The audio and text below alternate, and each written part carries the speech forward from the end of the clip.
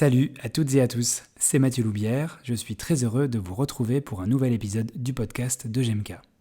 Bienvenue dans la seconde partie de l'entretien avec Sophie Taillefer autour de la TMO.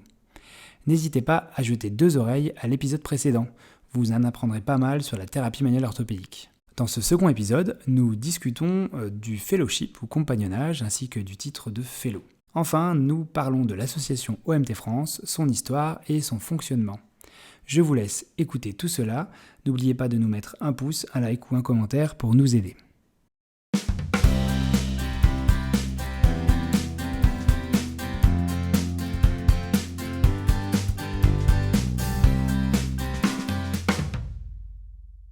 Tu évoquais les standards là. Tu peux juste nous repréciser ce que c'est. Je crois qu'on l'a pas défini. Tout à fait. Alors, oui, parce que c'est vrai que quand on parle de standards, je trouve que c'est pas très parlant. Des standards d'éducation, c'est en fait un cadre, un document qui reprend, c'est comme un cahier des charges de ce que doit être une formation estampillée thérapie manuelle orthopédique, enfin en tout cas validée par l'IFOMT et l'association nationale. Il doit y avoir un certain nombre de critères qui doivent être respectés pour pouvoir être validés. Donc c'est régi par des compétences et des dimensions. Alors, je ne sais pas si je peux les détailler un petit peu, c'est pas très long, mais finalement, un kiné qui se spécialise dans cette discipline, il doit être expert de la décision clinique, il doit être aussi expert en communicant, en qualité de collaborateur, avec d'autres professions de santé, avec d'autres kinésithérapeutes. Il doit être aussi, il doit avoir une compétence pour guider des projets, des choses comme ça. Il peut vraiment se mettre en position de dirigeant, pas forcément pour avoir l'ascendant sur quelqu'un, mais pour diriger des expérimentations, des choses comme ça, au niveau national, local ou international. Et aussi en promoteur de la santé, en tant que savant et aussi en tant que professionnel. Enfin, il y a tout un tas franchement, le document des standards, il est super intéressant à lire. Nous, on l'a traduit, il est sur le site d'OMT France, il est disponible pour tout le monde. Et ça permet de voir un peu ce que propose une formation en TMO, quoi. Je le trouve extrêmement intéressant aussi. Parce que, effectivement, comme tu l'as dit, ça permet aussi de, encore une fois, comprendre que en TMO, on n'est pas que sur des compétences pratiques, mais aussi on a des compétences réflexives, des compétences de communication. Ça, on n'en parle pas suffisamment, puisque en TMO, on se forme aussi à la façon de parler aux gens, de recueillir les informations. Des compétences aussi d'éducation, parce que c'est vrai qu'on parle souvent d'éducation thérapeutique, mais au final, moi dans mon cursus, quand je suis sorti en 2005, je commençais à parler comme les vieux de plus en plus souvent. Et ben en fait, les cours que j'ai eus en éducation thérapeutique, c'était pas forcément très applicable à la réalité de terrain, donc il y a tout ça à développer et bien comprendre que les compétences en musculo-squelettique, elles dépendent aussi de ces éléments-là et aussi de l'exercice thérapeutique, etc. Donc ouais, moi je pense que c'est un super. Par contre, c'est un petit pavé quand même à Ouais. lire, Oui, mais mais pareil, c'est sur top. le site de l'association, je crois qu'on a fait un. Il y a quand même une page où c'est simplifié, où c'est expliqué un petit peu plus simplement. Mais voilà, pour ceux qui sont courageux, qui veulent au moins survoler le document, il est accessible, il est traduit en français. Et vraiment, donc c'est hyper intéressant à lire. Mais oui, oui, je suis tout à fait d'accord, finalement. Moi, en fait, j'ai toujours vu ces cursus-là, c'est pas du tout une fin en soi. Moi, je dis, ça fait 10 ans que je me forme, que j'ai commencé ma formation, donc c'est un peu trop long, je suis d'accord. Mais au final, on doit toujours se former. Et moi, j'ai toujours vu ça comme une grosse base, en fait, pour apprendre à mettre en place un raisonnement, surtout le raisonnement clinique, savoir réfléchir, avoir une méthode, savoir demander l'aide quand il y a besoin, communiquer avec les autres professionnels, avec des collègues, savoir utiliser des techniques quand même. Et puis, sur le plan, savoir parler à un patient, savoir l'écouter. Ça, c'est des choses qu'on peut vraiment aborder sur le long terme et affiner sur plusieurs années. Et quand on a un cursus qui est suffisamment long, il faut quand même du temps pour digérer des informations, les appliquer, puis avoir une approche un peu réflexive sur son propre travail, faire de son métacognition, le terme est un peu à la mode, mais c'est vraiment ça en fait, en permanence, faire de la métacognition, essayer de prendre du recul sur nos propres pratiques pour toujours s'améliorer, se poser des questions, toujours avoir un esprit critique, même ce qu'on apprend dans les cours, toujours poser des questions pour finalement pas remettre en question, mais comprendre un petit peu ou améliorer les choses. C'est en perpétuelle évolution et c'est jamais un dogme. Et moi, j'ai vraiment vu ça comme une base, quoi. Et on m'a toujours dit ça, en fait. Nous, on vous donne des éléments pour réfléchir, les bases, mais après, si vous êtes plus, vous voulez plus approfondir certains domaines. Donc, moi, j'ai fait d'autres formations courtes en parallèle. À un moment donné, je faisais énormément de formations en neurodynamique. Moi, j'ai fait beaucoup de formations sur la douleur parce que ça m'intéressait énormément. Mais c'est parce que c'est pas suffisant en soi. Un cursus, ça n'a jamais. C'est rare que ça puisse tout proposer. Après, voilà, ça suffit pas en soi, mais au moins ça aborde tellement de choses que normalement après ça donne une très bonne base pour pouvoir réfléchir et continuer de se former après tout au long de la carrière. Puis ça par contre c'est indispensable. Donc, tu as aussi évoqué un autre terme plusieurs fois, le terme de fellow et de fellowship. Et est-ce que tu pourrais revenir là-dessus? Parce que je pense qu'au niveau du fellow, vous avez, il y a peut-être un an, non, peut-être pas il y a un an, il y a 8 mois, vous avez effectivement proposé, depuis que vous êtes reconnu par l'IFOM, vous avez la possibilité aussi de reconnaître des fellows. Si je ne C'est m'abuse. ça, c'est le but finalement de l'association, le but ultime on va dire, c'est de regrouper les gens qui terminent des programmes de formation, donc qui accèdent à un statut d'expert en musculo-squelettique. Voilà. Donc le fellowship en français, on pourrait le traduire comme compagnonnage. Qui dit compagnonnage dit mentorat. Donc c'est un programme de formation qui permet d'obtenir, qui permet donc d'avoir une formation sur tout ce qui est les composantes, donc les connaissances théoriques et pratiques, mais aussi cliniques, c'est-à-dire qu'on est suivi par un fellow déjà, ou un instructeur, c'est encore mieux, qui aide en fait à progresser dans sa pratique, autant sur le raisonnement clinique que sur la pratique. Donc le fellowship, c'est être fellow, c'est avoir le statut d'avoir terminé le parcours de formation, d'avoir validé les diplômes, validé les heures cliniques, c'est d'avoir respecté un certain nombre d'heures, d'avoir respecté les standards de l'IFOMT. Donc nous, c'est vrai qu'avec OMT France, alors à l'étranger, c'est simple. Soit on est fellow, soit on est non fellow. Donc nous, on a changé nos statuts pour arriver à ça aussi. Donc maintenant, en tant que membre d'OMT France, si quelqu'un adhère à OMT France, il peut très bien adhérer et ne pas avoir fait de parcours en formation, mais veut être intéressé par l'actualité en musculo-squelettique, il peut devenir être membre et être non-fellow. Et puis après, on peut être, ou alors il est dans un cursus, mais il n'a pas terminé le cursus, et donc il est non-fellow. Et après, si on n'a pas terminé un parcours de formation, on peut devenir fellow. Et pour avoir ce statut de fellow, on a mis en place 3 voies de reconnaissance. Tu veux que j'en parle de celle-là?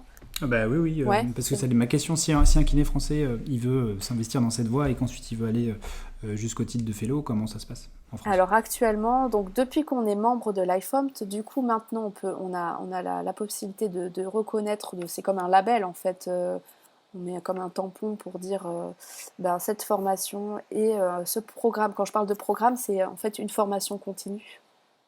Formation qui valide tous les critères des standards d'éducation dont j'ai parlé tout à l'heure. Et donc, soit à partir de maintenant, si quelqu'un veut commencer une formation, donc les organismes sont sur le site d'OMT France, il peut commencer cette formation, termine le cursus, valide toutes les heures, tout ce qu'il faut, et à la fin, il aura son statut de fellow par la voie numéro 1. Après, la voie numéro 2, c'est la reconnaissance réciproque. Ça veut dire que n'importe quel kiné qui a passé un fellowship à l'étranger dans un pays membre, en France, il sera reconnu par OMT France. Donc voilà, si quelqu'un veut aller faire un fellowship, je sais pas moi, en Espagne, eh ben, s'il revient en France avec son fellowship, il sera reconnu fellow. Et troisième possibilité, donc c'est celle qui est pour l'instant utilisée le plus, c'est tous les gens qui n'ont pas pu commencer enfin, ceux qui ont commencé les formations, genre c'était l'année dernière ou il y a 1 an et demi, la plupart, enfin les cursus sont pas terminés, donc a priori personne pourrait passer par la voie 1 pour le moment. Ça va pas tarder, hein, les premiers diplômés vont pas tarder à arriver, mais pour l'instant, on peut passer que par la voie numéro 3. Donc tous ceux qui ont commencé des programmes au départ, avant qu'on soit membre de l'IFOMT, ils peuvent porter leur candidature. S'ils ont validé tous les diplômes et tout ça, ils peuvent porter leur candidature. Et puis on a aussi, comment dire, parce que dans la plupart des pays, dans tous les pays même, c'est juste les programmes de formation qui font foi. Soit on fait un fellow doit suivre un programme, une formation unique entre guillemets qui regroupe tous les critères que demandent les standards de l'IFOMT. Et en France, nous on fait par portfolio, c'est-à-dire, et je crois que la MACP aussi en Angleterre c'est pareil, mais c'est tout récent. On essaie de favoriser justement les divers profils et de faire en sorte que des gens qui, dans leur parcours de formation, ont visiblement toutes les compétences et ont eu toutes les formations, répondent tous aux critères que pourraient demander finalement les standards de l'IFOMT et les standards de OMT France, normalement, ces gens-là pourraient être reconnus aussi comme fellow. Donc c'est ton cas, Mathieu. Donc Oui. si tu veux, je peux l'annoncer. Donc si. Merci. Voilà, Mais, donc Mathieu, t'as été reconnu fellow et pourtant t'avais fait t'as un parcours qui est quand même assez diversifié. Oui. Mais après, justement, pour parler de mon cas, effectivement, c'est intéressant que vous ayez créé cette voie-là parce que, effectivement, moi, j'ai démarré, je pense, mon cursus philosophique TMO en 2012. Et c'était pas forcément évident d'accéder à cette époque-là, c'était au tout début aux formations à lien. Et puis pour des gens comme moi ça me fait, ces standards je les trouve super et je trouve que c'est intéressant d'aller vers ça quoi. Donc effectivement, alors ça allait être mon autre question derrière. Les fellows, qu'est-ce que ça quel est l'intérêt pour un kiné justement d'arriver jusqu'au fellow selon toi? Alors il y a divers avantages. Alors les avantages sur le plan, il y a des avantages. Alors on pourrait différencier deux catégories, les avantages internes et externes finalement. Pour l'individu, devenir fellow, c'est de devenir expert pour le champ musculo-squelettique, il y a des gens qui sont vraiment passionnés par leur travail et qui veulent bien s'investir là-dedans, c'est d'avoir vraiment les connaissances et d'avoir finalement alors c'est pas la seule voie en fait.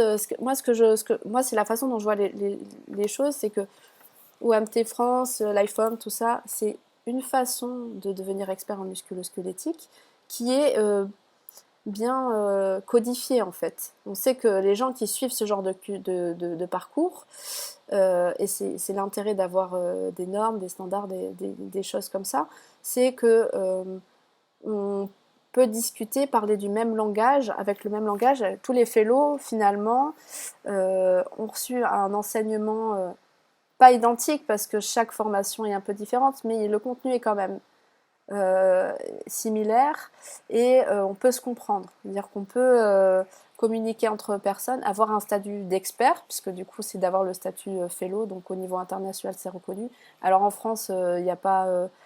pour l'instant, il n'y a pas de reconnaissance particulière, ce n'est pas au niveau juridique, il n'y a pas quelque chose qui va changer au niveau financier pour le moment, même si on travaille avec toutes les instances politiques et tout ça, C'est pas le cas financièrement. Je sais que c'est quand même le nerf de la guerre. On travaille aussi pour ça, mais financièrement, ben, ça n'apporte rien de plus, mais ça donne vraiment une qualité d'expert et ça facilite quand même, si un kiné veut s'investir dans un projet justement d'expérimentation, ben, je pense que plus tard, on pourra vraiment, on voudrait créer une communauté de fellows et faire en sorte qu'il y ait des fellows qui soient plus, donc qui voudraient s'investir plus au niveau politique, ou des fellows qui voudraient s'investir plus au niveau scientifique, au niveau dans tous les domaines, pour être reconnu comme un expert finalement dans ce champ de discipline. C'est quelque chose qui est reconnu au niveau international.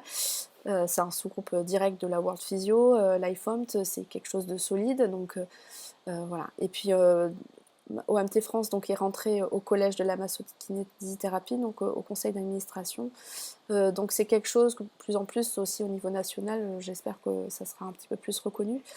Voilà, donc je pense que c'est plus le statut qui est intéressant. Et puis après, au niveau collectif, ben, c'est sûr que plus on a de gens compétents qui se forment, qui ont ce statut d'expert, ben, plus ces gens-là vont avoir tendance, comme je le disais au départ avec les standards, à se former, ils vont avoir tendance à porter des projets, à s'investir dans les écoles, à former les gens. Donc pas parce qu'ils veulent diffuser la bonne parole et que c'est que du christianisme, tout ça. Enfin, c'est parce que ils sont passionnés par leur travail, ils veulent vraiment faire élever le niveau de la profession. Et ils vont aller dans les écoles, et puis donner quand même des cours de qualité et élever petit à petit le niveau de la profession dans le musculo-squelettique toujours, mais même pour la formation initiale. Donc c'est en fait d'avoir des fellows, c'est pas juste pour favoriser les intérêts d'une élite, parce que déjà il n'y a pas vraiment d'intérêt pour l'instant financier, mais c'est pour aussi élever le niveau de la profession globalement. Et je pense qu'on est de métier, des fois c'est une vocation, les gens font leur métier pas juste pour gagner de l'argent, et d'avoir un métier, enfin moi tous les matins, je sais pas toi, mais je me lève, j'ai toujours envie d'aller bosser, quoi. C'est très rare où je me dis j'ai pas envie d'aller travailler, on se remet toujours en question, on a toujours, ça n'a pas de prix, quoi, Hmm. de vivre son métier comme ça. Et donc de pouvoir le partager à d'autres professionnels ou des étudiants, ça aussi, c'est important aussi. Voilà. Ok, donc ouais, ça donne des avantages, tu disais internes, c'est vraiment pour se dire, bah voilà, je suis content, je suis fier d'avoir développé des compétences et je suis content qu'elles soient reconnues. Et puis de côté externe, c'est vrai que ce que tu avais dit là, c'est intéressant de se dire que vous voulez créer une communauté de personnes qui vont ensuite pas être des porte-étendards ou des fers de lance, mais disons qui vont essayer de militer pour faire bouger les choses. Ça me rappelle une phrase de Long de Peter Parker qui dit un grand pouvoir implique une grande responsabilité.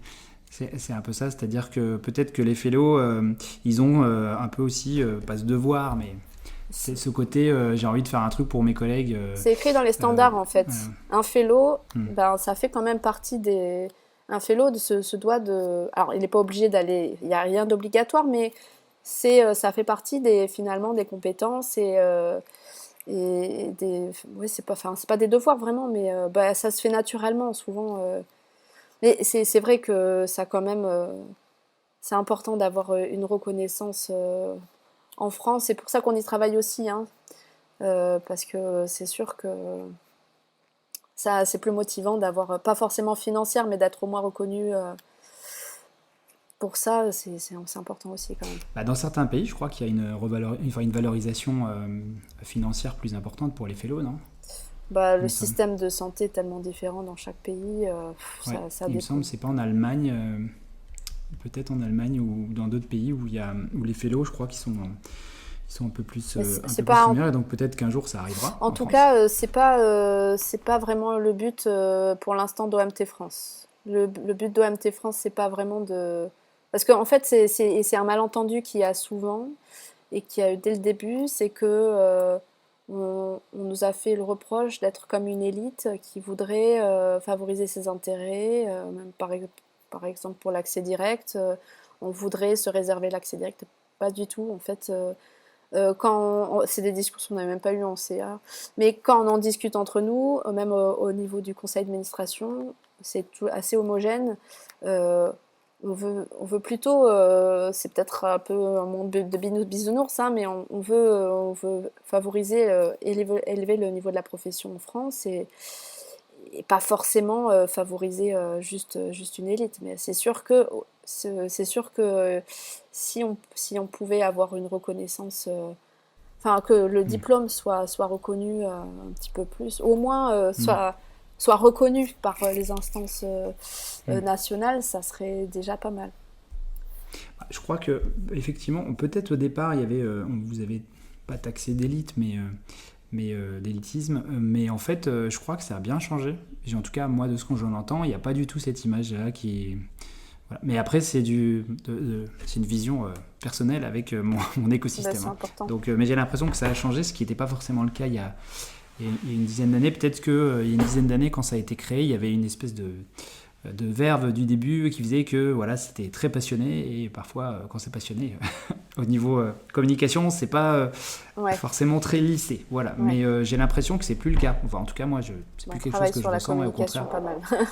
je vois que justement vous essayez de fédérer plus, voilà, vous proposez plein de contenus gratuits. Bon, tiens, voilà, j'allais arriver à OMT France, du coup, ça tombe bien. Plutôt que de parler, moi, je suis là juste surtout pour t'écouter. Alors, est-ce que tu peux nous parler de OMT France depuis 10 ans hein, que ça existe maintenant, c'est ça, hein, je me trompe pas, hein. Oui, c'est ça. Cette 10 ans année, cette ça année. fait 10 ans. Il y a eu vraiment beaucoup de chemin parcouru. Qu'est-ce que tu peux nous dire sur MT France, du coup, comme ça, une question très ouverte. OMT France a été créé en 2012. Alors moi, j'étais pas au tout début, mais oui, c'était 2012, je crois. Et rapidement, en 2013, on a été reconnu RIG, donc Register Interest Group. Donc intéressé par la candidature pour devenir membre officiel. On a fait surtout pas mal de congrès. On fait un congrès scientifique par an en général. On essaie de participer aux Journées françaises de la kinésithérapie tous les 2 ans. Et l'année d'après, on fait une journée de la thérapie manuelle orthopédique, donc la JTMO. Donc là, qui sera à Paris cette année, si je ne me trompe pas. Vous avez déjà la date ou pas? C'est à Paris? Oui, c'est à Paris. Oui, oui, j'ai la date, je pourrais te la communiquer.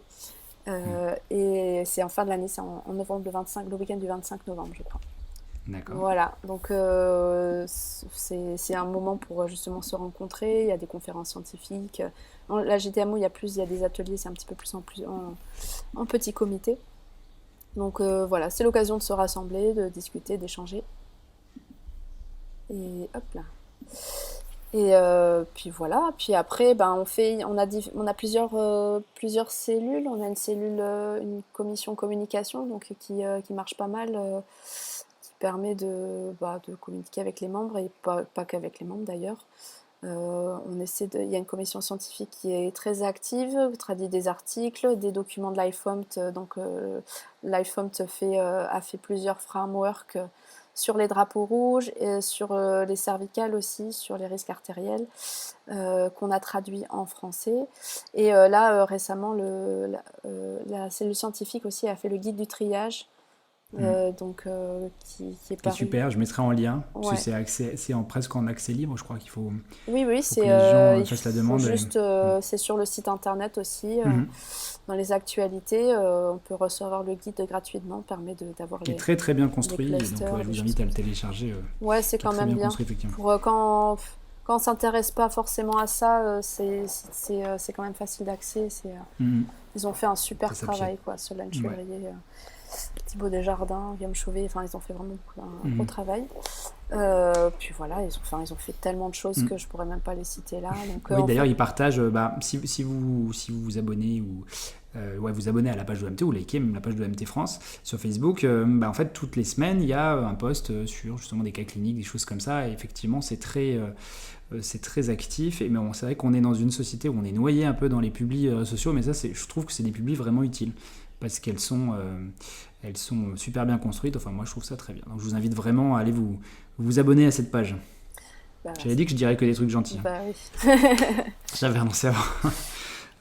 Voilà. Ok, Et donc puis après, il y a la commission éducation dont je fais partie, qui reçoit les candidatures des programmes qui veulent être labellisés, entre guillemets, par OMT France. Parce qu'en fait, ce que j'ai pas précisé, c'est que je parle toujours des standards de l'IFOMS, mais en fait, les programmes de formation, ils doivent respecter les standards d'OMT France. Nous, pour devenir membre, on a dû produire nos propres standards. C'est-à-dire qu'on a dû... Le cahier des charges, finalement, on a repris le même que celui de l'IFOMT. C'est juste qu'on a augmenté le nombre d'heures au niveau théorique et pratique. On a augmenté de 50 heures théorique et pratique parce qu'on estimait qu'on n'avait pas le niveau même initial que d'autres pays. Et donc, voilà. Donc, en fait, la commission éducation est là pour aider les programmes qui voudraient se construire, pour reconnaître les fellows qui demandent leur reconnaissance de fellow, pour faire tout ça, quoi. Donc, s'il y a des questions particulières, pas hésiter à nous contacter aussi. Ok. Et tu réponds de façon très rapide en général. Je ne sais pas comment tu fais pour être aussi disponible. Ça, c'était à part ça. En aparté.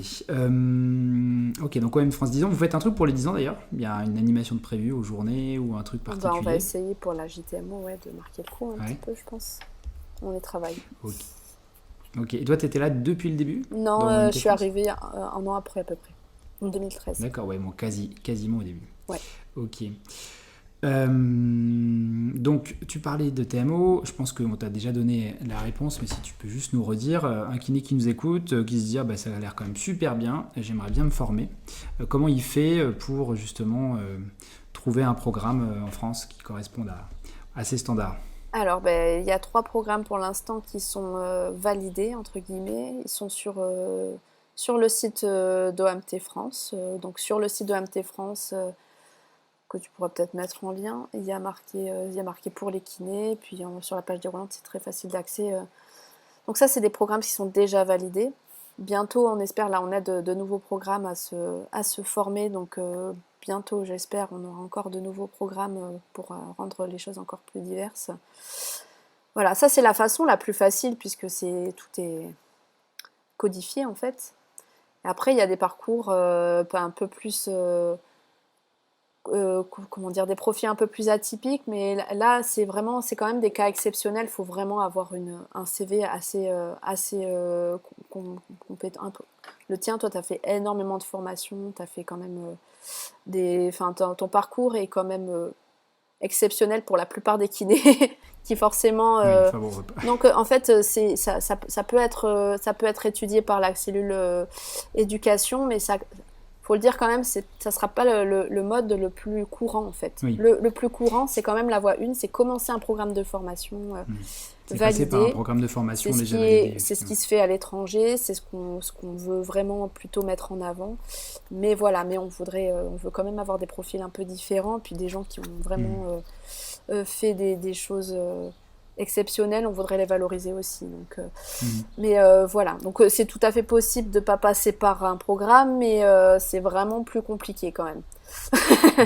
Voilà. C'est plus simple de passer par un programme, ça prendra moins de temps et peut-être moins d'argent aussi. Ouais, puis en fait, on sait que voilà, c'est quand même bien, voilà, c'est moins prise de tête, et puis il y a ce mentorat quand même qui est important d'avoir des heures cliniques. Ça, quand on fait des formations courtes, qu'on accumule les formations courtes, le problème c'est qu'il n'y a pas ce mentorat. Et il n'y a pas ce liant, c'est quand même différent là. Le raisonnement clinique, c'est quelque chose qui se construit et ça prend des... Et je pense notamment aussi que le Maitland, ils ont créé un moyen de, peut-être, je crois qu'ils ont peut-être d'ailleurs fait une demande, un moyen de poursuivre, rajouter les heures qui manquaient. Et il me semble, tu me dis si je me trompe, qu'à une certaine époque, quand il manquait des heures de supervision, dans certains pays, ils vont aller chercher des gens qui sont fellows ou des instructeurs pour valider les heures, ces fameuses heures de mentorat ou de supervision. Je ne sais pas si c'est... là, pour la voie 3, justement, comme on examine les portfolios, tout ça, si effectivement il manque des choses ou des modules, des choses comme ça, on va essayer de mettre en place des choses comme ça. Donc oui, maintenant, comme on a des fellows, on va pouvoir... envoyer les gens dans des terrains de stage et valider des heures qui manqueraient. Et puis, pareil pour des modules, en fait. s'il manque certaines connaissances théoriques, si on regarde le portfolio, qu'il y a un domaine qui n'est pas suffisamment étayé, ben, on va essayer de faire quand même des passerelles Vous, avec d'autres organismes. vous guidez justement dans cette voie 3, d'ailleurs qui doit vous demander quand même pas mal de travail. Vous allez guider les gens sur les manques en leur disant voilà, il faut des heures de théorie, je sais pas moi, en communication, Ouais. en douleur persistante, ce genre de choses. Oui, voilà. Après, pour Hmm. l'instant, c'est pas la majorité. La majorité des gens qui se présentent, c'est des gens qui ont fait un cursus avant que le OMT France soit validé. Et en fait, ils ont fait un programme qui est tout à fait valable. Donc on a créé cette voie 3 pour que ça soit réglo et que ça soit égalitaire avec tout le monde. Parce que en fait, les gens qui ont commencé un programme il y a quelques années, nous, on n'était pas là pour évaluer le programme. Donc, de manière réglo, on a dû faire cette voie 3 pour que ça soit qu'on puisse regarder le contenu et vérifier un petit peu toutes les dimensions. Mais a priori, tous les gens qui sont lancés dans des formations en quelques années, la formation est encore valable. Hmm. Ok. Ok. Tiens, une question par curiosité. Tu as une idée pour l'instant à peu près du nombre de fellows qu'il y aura cette année? Parce que j'imagine que vous étudiez les dossiers. Je me représente pas trop. C'est quoi? C'est une Alors pour vingtaine, une l'instant, trentaine, cinquantaine? on essaie d'encourager les gens à demander leur Oui, fellowship. On est un peu moins d'une quinzaine, je dirais, de d'accord. fellows. Donc À terme, vous envisagez d'en ça avoir plusieurs dépend de. centaines, j'imagine? Je sais pas si on ira jusque-là tout de suite. Si déjà on arrive à avoir plusieurs dizaines, ça sera bien. Mais ouais, c'est vrai que ça demande quand même de l'investissement, de finir un parcours et tout ça. Donc après, à nous de travailler dur pour encourager les gens à se former. Et puis, mais en fait, ça peut aller vite, hein, parce que au départ, il y a eu un engouement. Et puis, il y a eu un petit peu de thérapie manuelle bashing. Et puis, il y a eu le Covid. Il y a eu des événements qui ont fait que les gens ont arrêté un petit peu leur formation. Et donc, c'est vrai que on essaie de travailler pour que les gens continuent à se former et puis obtenir un fellowship. Mais après, le but, c'est pas de représenter, enfin, notre but, c'est pas que tous les kinés soient fellows, hein. On sait très bien que c'est pas possible, mais plus large sera la communauté et plus on pourra avoir de poids et faire évoluer la profession, quoi. Ok. Tu connais, enfin, peut-être que tu ne sauras pas ou tu ne pourras pas me dire, mais quels sont, on va dire, les gros projets de MT France pour les prochaines années? Les projets d'OMT France, c'est de continuer. Alors sur le plan national, c'est de continuer comment dire, à établir des relations avec les différentes instances, même si là on est de plus en plus, on a de plus en plus de liens. Donc avec les syndicats, Conseil de l'ordre, faire plus de liens politiques, et puis avec les organismes, faire en sorte qu'il y ait de plus en plus d'organismes. Alors pas non plus des dizaines, parce que c'est quand même un cahier des charges qui est important. Les standards c'est quand même assez lourd, mais d'avoir d'autres programmes qui veulent se faire valider, d'avoir un petit peu plus de fellow, et puis quoi d'autre. Après au niveau international, d'avoir de plus en plus de poids, même si on est quand même bien représenté. Il y a Jonathan Stammers qui est vice-président d'OMT France, délégué à la FOMT, qui fait un gros travail à la FOMT, il nous représente bien. Il est à une task force à l'IFOMT, et donc on essaie vraiment de donner notre voix et d'avoir aussi un impact sur la stratégie internationale, sur le changement de nom, sur le côté inclusif, voilà. Et puis après, continuer à faire des événements, des congrès intéressants. Puis voilà, j'espère que j'oublie rien. Plein de projets. Mais après, si les gens veulent rester au courant, il faut qu'ils aillent s'inscrire sur leur page, voire même pourquoi cotiser pour cette merveilleuse association. L'heure tourne, du coup, je vais finir par deux petites questions sauf si tu veux rajouter quelque chose. Je réfléchis, non, je crois que déjà j'ai pas dit pas mal de choses. Hmm. Mhm. Je termine toujours par les deux questions magiques. C'est intéressant aux personnes de demander ce qu'elles auraient changé éventuellement, soit dans leur parcours, soit au niveau de la profession en général. Si je te donnais une baguette magique, tu pouvais changer quelque chose dans ton parcours. Ce serait quoi? Et puis, pour la profession, qu'est-ce que ce serait? Alors, pour mon parcours, Je sais pas trop. Je suis plutôt contente de ce que j'ai fait jusqu'à présent. Après, si j'avais eu la possibilité de terminer mon parcours plus rapidement, ma formation en TMO, je pense que j'aurais fait un petit peu plus vite. Mais bon, j'ai deux super enfants, donc c'est pas du tout un regret. Voilà, et puis après, si on pouvait avoir un petit peu plus facilement, ouais, des liens plus facilement pour être reconnu au niveau national, d'avoir un peu plus de communication facilement. En fait, j'ai l'impression qu'il y a beaucoup encore de préjugés sur OMT France. Pas forcément les gens en général, mais même au niveau représentatif. Ça change. On a énormément de... Enfin, ça bouge beaucoup sur le plan national. On a beaucoup plus de liens. Il y a des changements qui s'opèrent. Et aussi, c'est super. Vraiment, c'est pas du tout comparable cette année par rapport à avant. Mais voilà, si on pouvait nous enlever une étiquette sur le front, c'est ce que je Ça ferais. serait bien. On a une étiquette D'accord. collée pour certains représentants. J'aimerais bien changer parce qu'on n'a rien fait pour ça. Et on veut juste aider à faire élever le niveau de la profession, quoi. C'est surtout ça. Ok. Voilà, je sais pas si ça répond à ta question. Bah si, ça répond complètement à ma question. Je te remercie beaucoup pour le temps que tu as passé nous expliquer tout ça. Merci à Avec toi. plaisir, merci de nous avoir donné l'opportunité d'intervenir. Super. Grand plaisir pour moi. Et puis bah, je vous dis à bientôt pour un prochain épisode qui sortira après la trêve de l'été. Et d'ici là, restez connectés. Merci à tous, au revoir. Merci Sophie. Merci.